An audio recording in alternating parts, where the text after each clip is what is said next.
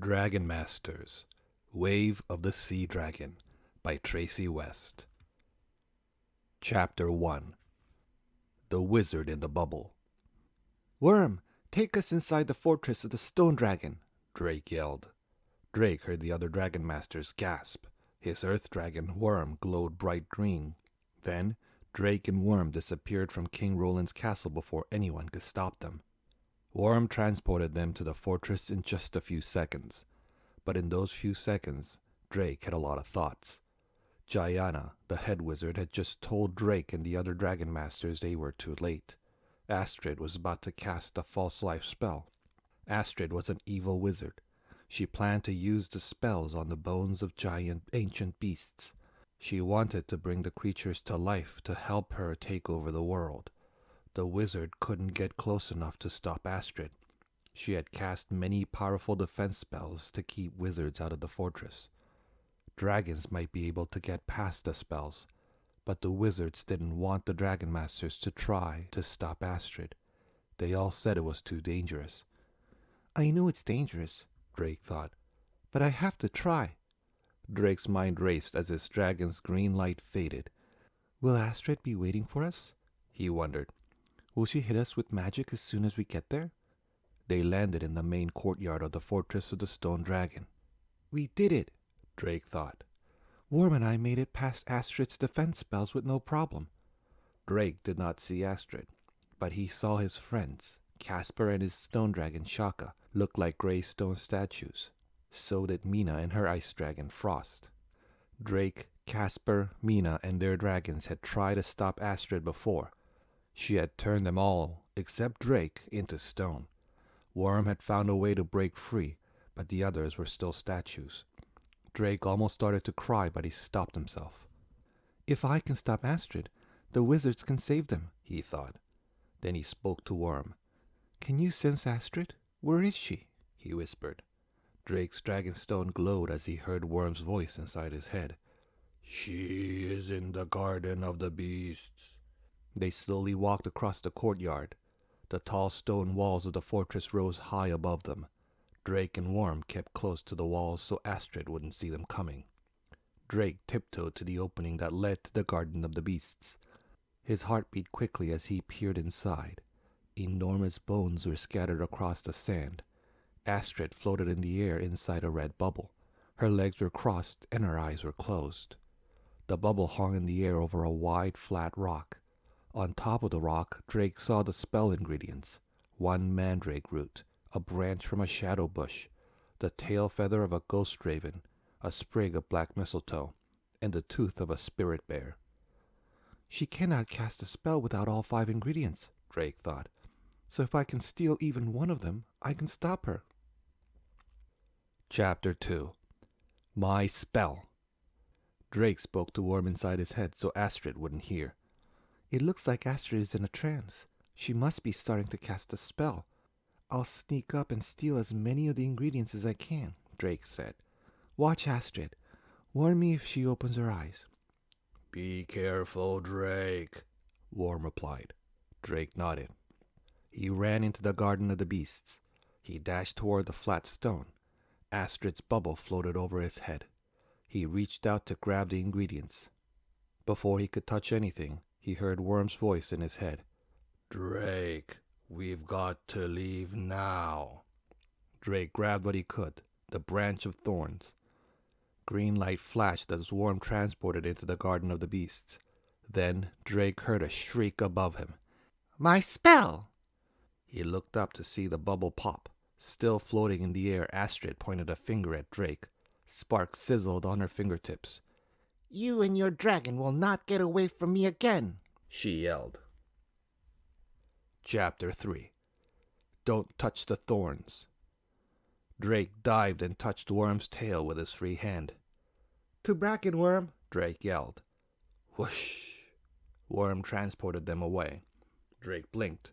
He and Worm were back in the underground training room in Bracken Castle.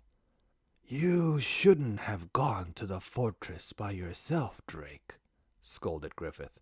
The white-haired wizard trained Drake and all of King Roland's Dragon Masters. "Astrid could have done something terrible to you," said Jayana. Dragon Masters Rory, Anna, and Bo ran up to Drake. Eiko, the Dragon Mage, followed them. Behind them stood the new Dragon Master Opeli with her lava dragon Ka. Opeli's eyes were wide. Anna hugged Drake. I'm so glad you're safe. Wow, Drake, you didn't listen to Griffith, Rory said. That's something I would do. I wanted to stop Astrid from casting the spell, he told everyone. Worm and I transported right into the fortress. I tried to steal the spell ingredients, but all I got was this. He held up the branch from the shadow bush, which was dotted with sharp thorns. Be careful with that, Drake, Gianna warned. Don't prick yourself. What would happen? Bo asked. If you prick yourself with a thorn, you become a shadow, she explained. That's why it's called a shadow bush. And unless you prick yourself a second time within the hour, Griffith added, you will stay a shadow forever. I'll be careful, Drake promised. Can Astrid cast a spell without the branch? Griffith stroked his beard. No, she needs all 5 ingredients. Drake sighed with relief.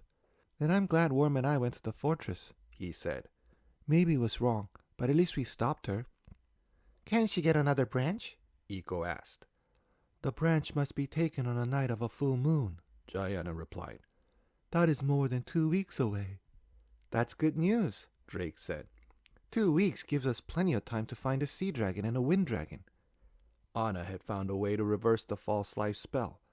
The power of 3 special dragons were needed to break the spell. Drake and Anna had already found the first dragon, a lava dragon.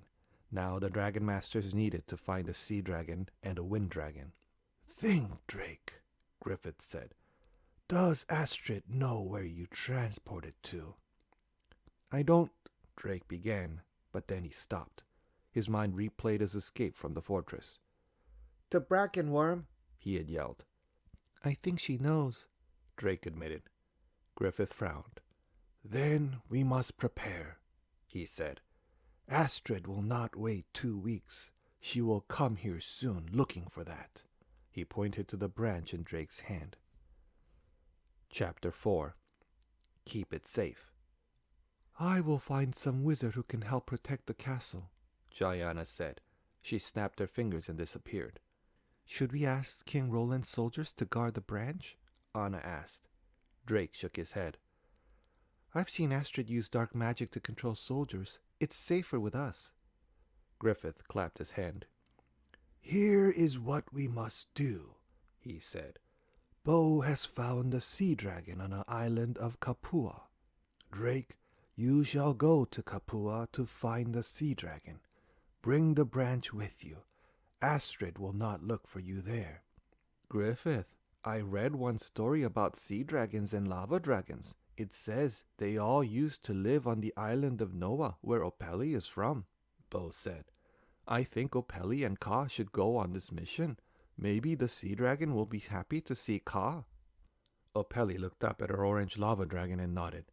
Yes, Kapua is far from our islands. It will be exciting to go there. Excellent plan, Griffith said. Bo, you and Shu shall go too. Anna and I will stay and protect the castle, Rory said. And we will try to find out where the wind dragon is, Anna added. Bo ran off. I'll get Shu, he said. Griffith handed Drake a map. This is where you will find the sea dragon, he said. Drake showed the map to Worm. Got it? He asked. Worm nodded.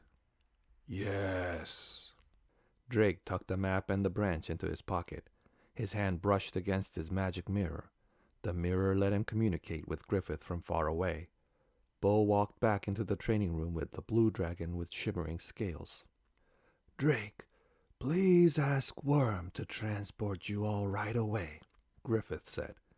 Return here with the sea dragon. This is our best chance to stop Astrid. Drake, Bo, and Opeli touched Worm. Bo and Opeli each put a hand on their dragons. Worm transported them all in a flash of green light.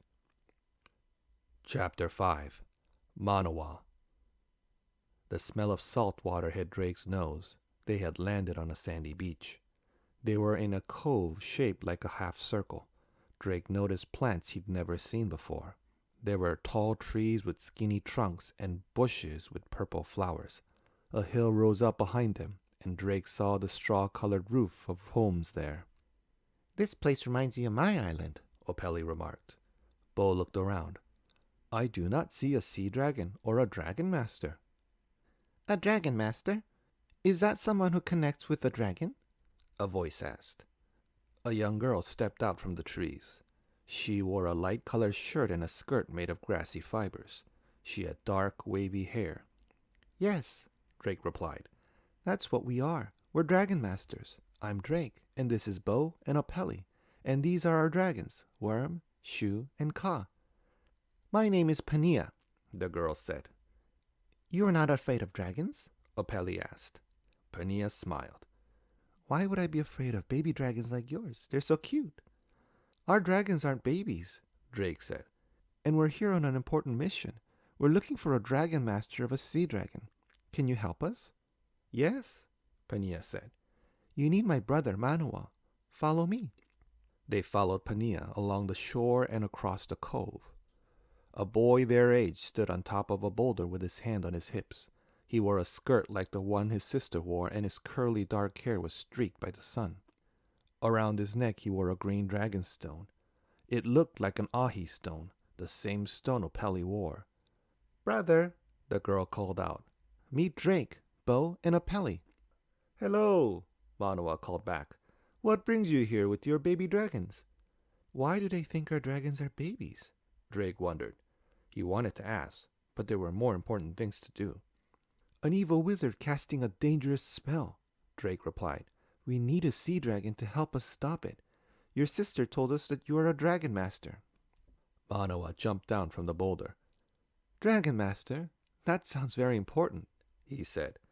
I was chosen to connect with Tani, but I'm not called a dragon master. Here, I'm called a dragon friend. I think they mean the same thing, Bo said. Opeli stepped forward. You wear an ahi stone like mine. Manoa nodded. Yes, it helps me communicate with my dragon. Where is your dragon? Drake asked. Manoa touched his ahi stone. He began to glow. Tani, come meet our new friends. Manoa cried.